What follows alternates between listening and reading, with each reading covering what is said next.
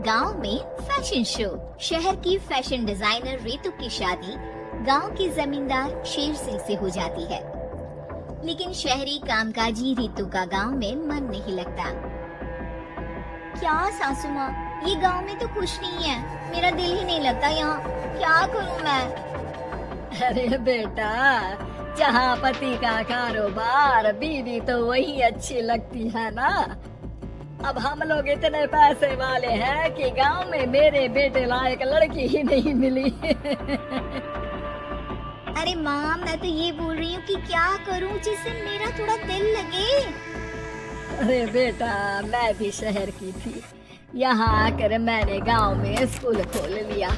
बच्चों को पढ़ाती थी तो मन लग जाता था।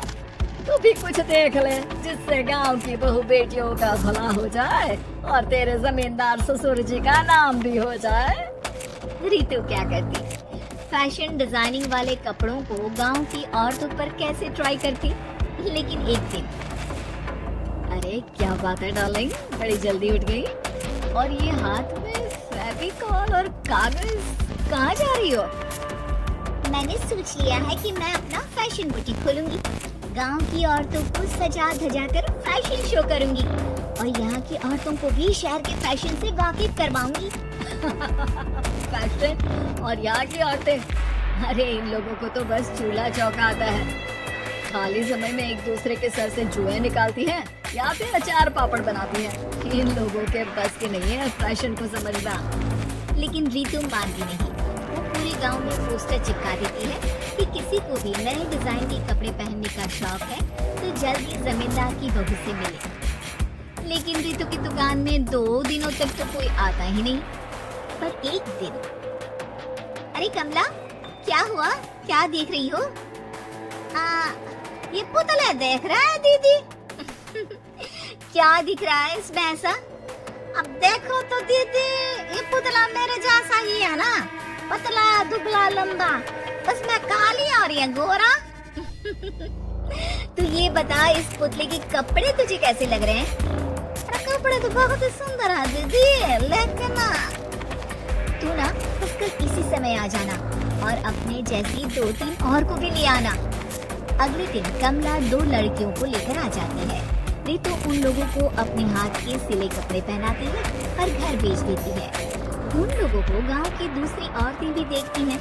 और फिर क्या, अगले दिन रितु जब दुकान खोलती है तो सामने बहुत सी औरतें उसके बनाए डिजाइनर कपड़े पहनने को तैयार खड़ी होती हैं। तुम लोगों को कपड़े के साथ ही हल्के मेकअप और स्किन केयर की भी क्लास लेनी पड़ेगी। रितु गांव की औरतों को फैशन का ज्ञान देने में लग जाती है। एक दिन रितु का पति कहता है, अरे रितु, तुम्हारी फोटो पेपर में आई है। क्यों भाई, ऐसा क्या कर दिया मैंने, क्या लिखा है? अरे लिखा है गांव में होगा अब फैशन वीक। अरे हाँ, कल ना कोई फोन आया था मीडिया वालों का, तो मैंने भी बोल दिया कि फैशन शो तो अब गांव में होगा। लग रहा है उसी की खबर बना दी है। तभी रितु को एक फोन आता है। हेलो, कौन बोल रहा है?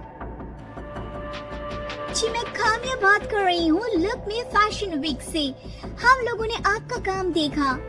हम शहर वर्सेस गांव का फैशन थीम में एक फैशन शो आपके गांव में करना चाहते हैं। अरे वाह, ये तो बहुत ही अच्छी बात है। मैं अपनी मॉडल्स के साथ शो में हिस्सा जरूर लूंगी। बस अब क्या था, वो दिन भी आ जाता है जब रितु की गांव की गोरी शहर की छोरी के साथ स्टेज शो में हिस्सा लेती है। शो के बाद, अरे आपकी वो जो कलेक्शन है ना, मैं उसकी पूरी सीरीज खरीदना चाहती हूँ। सच में आपने वो कपड़े डिजाइन करे जो आज के लोग आसानी से घर और बाजार में पहन सकते हैं। और बजट में भी है। हम भारतीयों के लिए तो ये डिजाइन बेस्ट है जी। वैसे आपने क्या सोचकर ये कपड़े बनाए और आप इसे कितना आगे और लेकर जाना चाहती हैं? औरतें और फैशन एक दूसरे के पर्यायवाची है। तो ये किसने कहा कि गांव की औरतों को डिजाइनर कपड़े पहनने का हक नहीं? मेरा मानना है कि शौक सभी औरतों में होता है।